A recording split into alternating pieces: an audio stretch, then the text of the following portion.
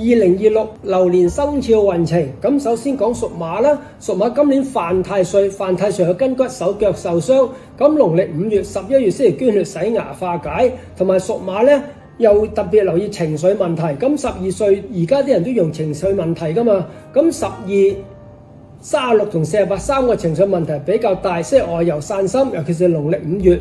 咁寒命人適宜去東南方，熱命平命人適宜去西北方，唔好去錯喎，去錯有反效果嘅喎。咁反為24歲犯太歲咧，用感情變化嚟一段感情就一段感情，又叫一喜擋三災，無喜心情壞，同埋容易筋骨手腳受傷，所以24歲容易損傷。12、36、48就情緒問題，咁60都要留意身體喎。如果60歲犯太歲，睇下牙靚唔靚。如果嘴唇暗黑、嘴角下垂或者門牙好咗甩咗嘅咧，就及早去驗身啦，就特別要留意身體問題。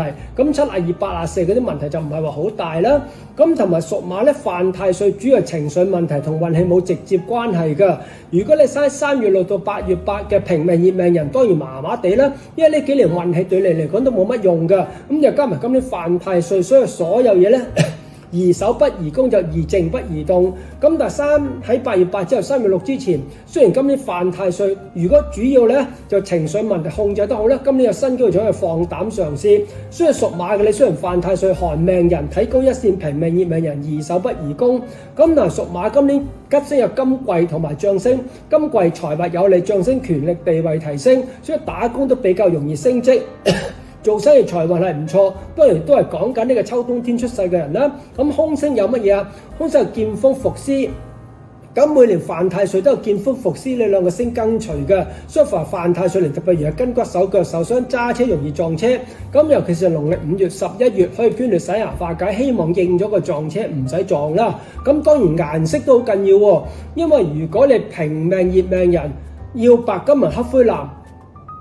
寒命人要青綠紅橙紫，咁揸啱顏色咧，意外機會又比較細少少，唔啱顏色就更加要小心留神添。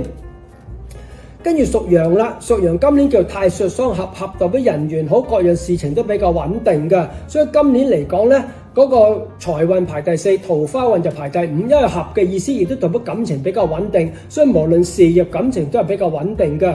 咁屬羊吉星有太陽、歲合同埋攀案，太陽咧就係男貴人之助，歲合貴人升得貴人輔助，攀案有利地位提升。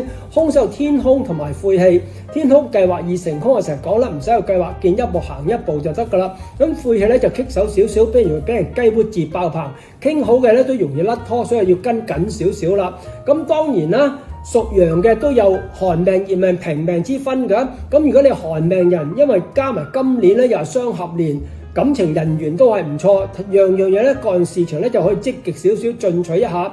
即使你係春夏天出世，平命熱命人，今年運氣麻麻地，都因為太歲雙合嚟講咧，就會下降軌跡降得慢啲，甚至乎有少少啲咁多進展添。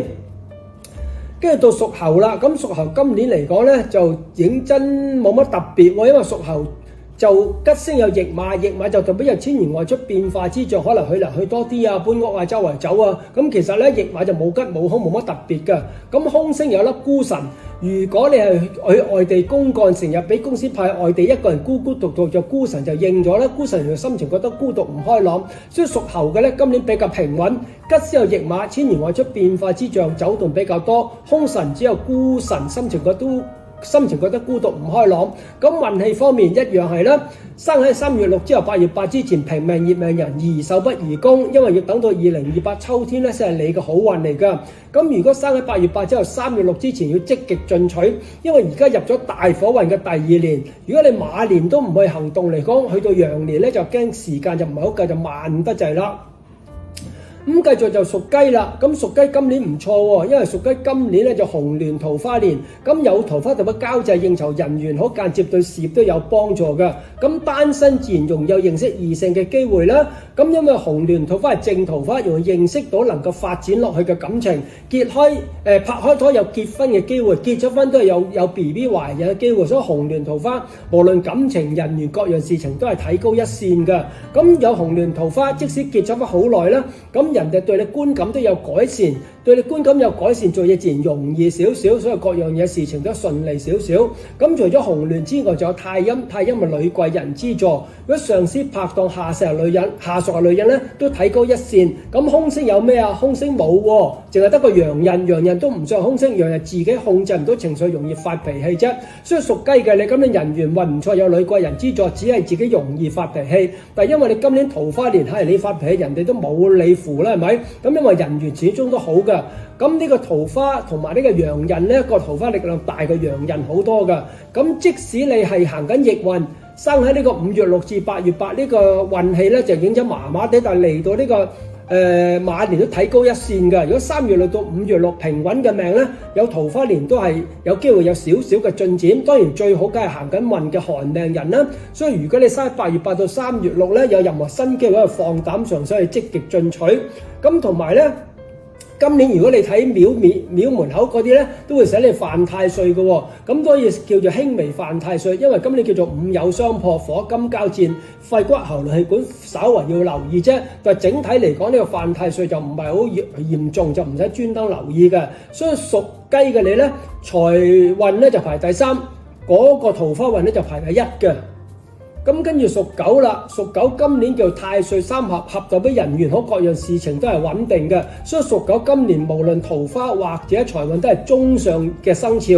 咁財運排第5，桃花就排第6。咁排到啦，中間唔係話差喎，可能其他人桃花重少少啫。咁你合都係人緣比較好嘅。只不過今年唔係桃花年，如果單身嘅咧，能夠認識異性機會就唔係話好大啦。咁唯有把握桃花年、桃花月啦。咁你唔係桃花年，桃花月係4月同10月，積極把握少少，睇下會唔會桃花月呢？如果單身嘅你都能夠脫離單身呢？如果唔係單身拍開拖結咗婚，今年就冇嘢要留意噶。咁今年屬狗嘅咧係空星最多嘅生肖。咁講咗吉星先啦，吉星有地解同三台，地解逢凶化吉可以減輕空星嘅力，三台有利地位提升，打工有幫助，做生意就名氣權力地位提升。名氣好咗，生意都自然容易上門啦。咁空星有咩啊？有五鬼飛符、官符、年符、華蓋。五鬼小人星，咁我成日講啦，小人嘅嘢其實唔使理嘅。通常啲能力唔夠你好啊，或者係地位唔夠你高啊，錢財唔夠你豐富啊，啲人就妒忌你，就小人啦。小人嘅可以忽略佢，完全唔使理啦，唔好俾佢影響自己心情添。咁仲有飛符、官符、年符，突如其來，官非是非，人事不和。咁官非唔一定係犯官非㗎，可能過馬路俾人捉到啊，亂食煙啊，亂抌垃圾，呢個都叫做官非，俾人罰咗錢就叫官非啦。又或者原來俾人抄咗牌，唔記得俾錢喎，俾人上法庭罰多啲錢，原來都叫犯咗官非。所以飛符、官符、年符，突如其來，官非是非，人事不和。咁各樣簽文件契約，各樣事情。小小心心，同埋揸車千祈唔好飲酒，咁嘅犯正式犯官非機會又唔係話好大啦。咁華蓋又心情覺得孤獨唔開朗，所以屬狗嘅你地解三台，逢凶化吉有利地位提升，空星嘅小人是非比較多，同埋有時覺得孤獨唔開朗。咁運氣方面一定係寒命人仲係睇高一線啦，因為寒命人呢，由2022好到2027，有啲係25先開始好，就好到30。但係無論22開始好，25開始好啦，去到2026都係短期內最好嘅年。所以你生喺秋冬天嘅寒命人，今年有新機會去放膽嘗試。咁如即使生喺呢個春夏天，今年運氣麻麻地，但係因為太歲相合、太歲三合，人緣都好少少，都會將你嘅下降軌跡減慢少少，或者提高一線㗎。咁你到屬豬啦，屬豬咁呢個太歲暗合，暗合容易暗中貴人輔助，就未必有大力嘅。咩叫暗中貴人啦？可能上司唔睇你，上司嘅上司啊離遠及你啊，都會好少少啦。有貴人雖然冇力，都好過有小人啦。同埋屬豬嘅你今年吉星有月德，月德係逢凶化吉，能化空星之力。咁空星有咩啊？劫殺、小耗同埋死符。劫殺同小耗因朋友而破財，千祈唔好借錢擔保。如果好老友唔借唔得嘅，你就預佢今年還唔到錢俾你啦，就唔好咁大希望啦。小耗就少破財。平時想買又唔捨得買嘅，可以買咗佢應咗破財都得嘅，買車又好，買飾物又好，都可以啦。咁死符少疾病，咁但係今年你屬豬又唔係沖太歲，又唔係犯太歲，冇乜特別嚴重嘅疾病，都係睇翻平時身體好就好，唔好繼續唔好。咁呢個死符影響唔係話好大。咁運氣方面一樣係啦，3月6到5月6出世嘅人咧就比較慢嘅，5月6到8月8就更加宜守不宜攻啦。因為平命熱命人呢幾年最唔利就係熱命，其次係平命，最好咧就11月7到3月6就寒命之中嘅寒，8月8到3月7咧都係平嘅好，所以分兩批就係3月6到8月8。如果其實可以分4批嘅，不分4批我驚你唔明啫。總之3月6到8月8宜守不宜攻，8月8到3月6可以積極進取少少。跟住到屬鼠啦，屬鼠今年沖太歲，沖代表動代表變化，有千年外出變化之象。咁但係咧沖太歲就好極端，有人變好，有人變衰嘅。如果你屬鼠生喺呢個8月8之後3月6之前係變好，有任何機會可以放膽嘗試。尤其是如果你已經知道入咗大運，就可以積極進取。咁變衰咧就3月6到呢個8月8，尤其是5月6到8月8，可以唔變嘅話，打死都唔好喐，真係冇辦法啦，因為沖太歲。公司炒咗你或者裁員或者係遣散，咁你都冇辦法啦，就揾翻份工，就唔好當事業啦，當求其打份工。所以3月6到8月8可以唔喐，打死喺原地唔喐，就算目前環境唔好到啦，都頂住，起碼頂到2028秋天咧，先係第一個稍為可以轉嘅時機嚟㗎。相反，8月8到3月6有任何機會可以放膽嘗試。咁但係屬鼠今年都係沖太歲喎，沖太歲同犯太歲都係容易筋骨手腳受傷，容易手指背脊受傷，尤其是農曆5月同埋11月喺度捐血洗牙化解。咁但係沖太歲咧就冇個悲觀負面情緒，即係小心容易意外損傷啫。今年吉星有月空都能夠逢凶化吉，減輕凶星嘅力。凶星有天哭、大耗同埋歲破，歲破就犯太歲嘅意思，沖太歲嘅意思啦。天哭就心情不佳易哭，咁大耗咧每次沖太歲咧都有大耗跟住代表大破財，所以沖太歲特別容易搬屋或者買屋。用一筆錢嘅，所以今年如果正常用錢係就係啱嘅。如果唔係買屋搬屋用一筆錢，咁就可能會破財啦。所以今年可能可以嘅話，盡量用筆錢買啲換得翻錢嘅嘢，就唔使白白破財啦。咁跟住屬牛咧嘅廟門前都會寫你犯太歲嘅喎，因為屬牛咁你叫太歲相沖或者太歲相害。咁太歲相沖、太歲相害其實好輕微，有時我自己都會唔記得嘅。咁呢啲小嘅是非唔使專登記嘅。咁屬牛嘅你今年吉星有龍德子微，其實最有力嘅貴人識得有力貴人輔助，咁是非自然唔係話好驚啦，係咪？咁凶星咧雖然有好多暴敗、天厄、六害啊、歲殺、天殺、吞陷，全部都冇代表嘅。所以今年吉星有力而凶星無力。雖然今年太歲相沖、太歲相害，但係其實都唔使特別嘢要提防。打工咧容易有老闆上司資助，做生意咧龍德子微，容易有客戶中意俾啲生意你做，呢個叫貴人。貴人唔係一個人嚟㗎。咁但係當然亦都要睇翻你春夏秋冬幾時出世啦。如果你生喺8月8之後3月6之前，今年太歲相沖、太歲相害，完全唔使你再積極進取。咁喺3月6之後8月8之前，春夏天出世嘅運始終都係慢，又加埋今年小人是非比較多，都係少少要言辭謹慎就穩陣少少，唔使惹是非啦。跟住到屬虎啦。屬虎今年都叫做太歲相合，代表人緣好，各樣事情都係比較穩定嘅。因為屬虎嘅你喺2025就叫太歲相刑，就是非比較多，皮膚腸胃麻麻地。咁今年春天都要留意皮膚腸胃，因為每年都會延續嘅，所以今年春天稍為要留意。咁入到夏天，各樣事情比較穩定啦。咁不過屬虎今年就比較中游嘅生肖，因為一粒吉星都冇。所以今年嚟講咧，就人緣運就麻麻地，又冇外來貴人輔助。不過屬虎咧，財運排第2喎，因為屬虎屬兔，今年都係財運年，所以雖然冇吉星，但係都係唔錯㗎。咁冇吉星唯有自己靠自己親力親為，積極少少啦。咁如果你生喺8月8之後3月6之前，即使冇吉星到啦，憑個人力量咧都能夠有機會提高一線，都進步得比較快㗎。咁如果生喺3月6之後8月8之前咧，因為今年冇吉星，即使財運年到啦，就都係要積極進取，但係咧個心咧就要放慢少少，就得就得，唔得就盡咗力就算啦，就唔好咁心紅啦。總之都係退手就穩陣少少嘅。咁凶星有咩啊？凶星有指背俾人督背脊講是非，箭手運明槍易擋，暗箭難防。既然俾人督背脊講是非，就唔知邊個啦，係咪？唔知邊個就冇辦法啦，最多自己就樣嘢就行得正企得正，盡量唔好俾人督背脊講是非，講咧都係是非，唔係真係發生嘅事，咁就希望好少少啦。所以屬虎嘅你今年財運排第2，人緣運咧都排第7，因為咧馬年屬虎咧都係太歲3合都係人緣好嘅，所以即使冇吉星相助，今年運氣都係 OK。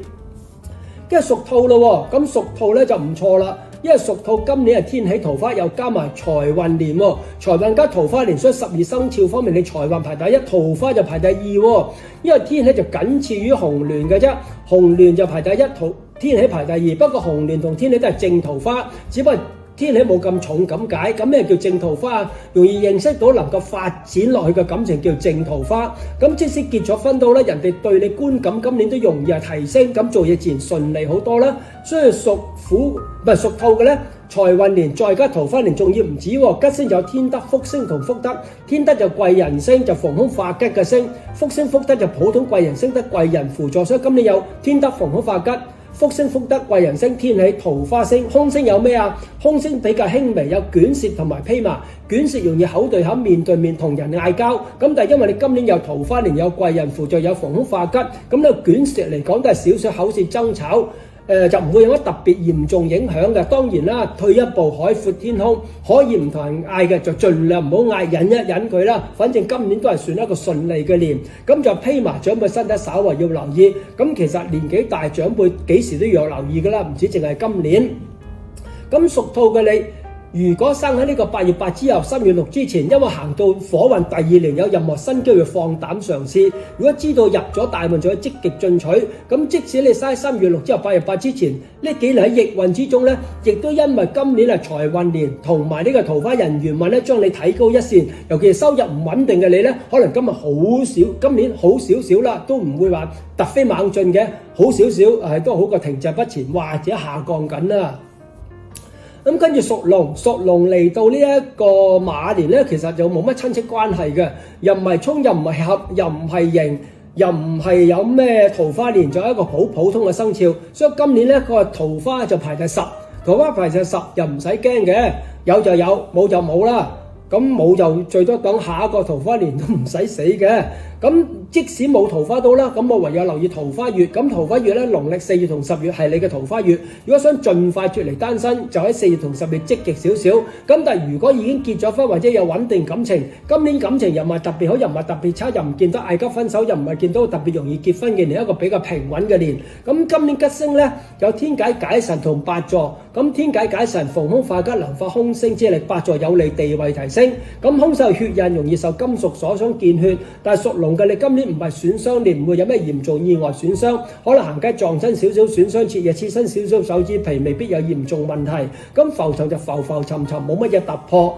咁因為你個排位咧，財運排第6，桃花排第10，都係屬於普普通通。今年咧就唔好積極進取住啦。咁但係都要分寒命、熱命、平命。如果你生喺8月8之後3月6之前，即使今年冇乜外來輔助都啦，其實都可以提高一線。咁打工咧，因為有8座，仲有地位提升、升遷嘅機會添。咁3月6到8月8嘅人咧，就即使升咗咧，都冇乜着數喎。咁就係公司係要升你都冇辦法㗎。所以今年有升職機會。3月6到8月8升咗，唔升好過升。8月8到3月6升咗，當然係好少少啦。咁繼續屬蛇啦，屬蛇嘅你今年咧係戊水桃花年，咁有桃花同乜交際應酬人緣，間接對事業都有幫助㗎。不過屬蛇嘅你喺2025係犯太歲，如果2025犯太歲結咗婚懷孕或者有 BB 就恭喜你啦，係咪？咁但係如果已經結咗婚好耐，又或者分咗手咧，就要快啲收拾心情，希望今年咧就積極進取啦。因為屬蛇犯太歲容易悲觀負面情緒咧，會到農曆今年4月都容易受小嘅影響嘅，所以今年咧要去到呢個6月7先完全脫離呢個2025嘅影響。不過農曆4月喺2026農曆4月嘅影響就非常之細嘅。咁只要自己控制到情緒咧，其實過到呢個春天之後，慢慢悲觀負面情緒其實就消散㗎啦。咁講翻今年啦，今年戊水咸池桃花年。咩叫戊水咸池桃花啊？咁可能已經認識嘅人突然間一齊突然間走就冇乜特別作用㗎。反為呢個戊水咸池桃花咧，對做嘢就有作用喎。對做嘢嚟講，有戊水咸池桃花，人哋對你觀感咧會提升，做嘢自然順利少少啦。所以2026咧點到個2025犯太歲㗎。咁今年吉星有蜜月，有你地位提升，地位提升意思打工容易升職啦，做生意咧人哋對你嗰個觀感都好啲，就對你尊重少少，又或者喺行內呢個名氣地位提升，都對間接對事業有幫助㗎。咁凶星有亡神，忙神同埋失物容易唔見銀包、鎖匙、手提電話、私人物件特別要留意，同埋病符、小疾病、天官符、普通嘅是非星。咁其實病符又好，天官符又好，最主要留意春季啫。春季特別留意，同埋如果你夏天出世嘅人，因為呢幾年大火年都唔係好利皮膚腸胃都稍為要留意。咁如果你秋冬天出世嘅人咧，呢幾年皮膚腸胃出現問題機會唔係話好大㗎，所以病符同埋天官符都係針對如果你夏天出世，可能是非都稍有是非。身體要留意，秋冬天出世唔使留意。咁運氣方面一樣啦，一定係8月8之後3月6之前。如果你2025能夠擺脫犯太歲情緒影響，其實2025都係進取㗎啦。咁而2026更加要積極少少啦。咁但係如果嘥3月6至8月8，因為2025犯太歲又加埋行衰運，咁各樣事情可能都唔係話好順利㗎啦。咁冇嘢衰就當好彩，唔順利當正常啦。咁嚟到2026咧，始終桃花年都好少少嘅，但係就唔好寄望太多啦。但係起碼情緒好啲，人緣桃花好啲，咁叫做間接都有幫助啦。拜拜。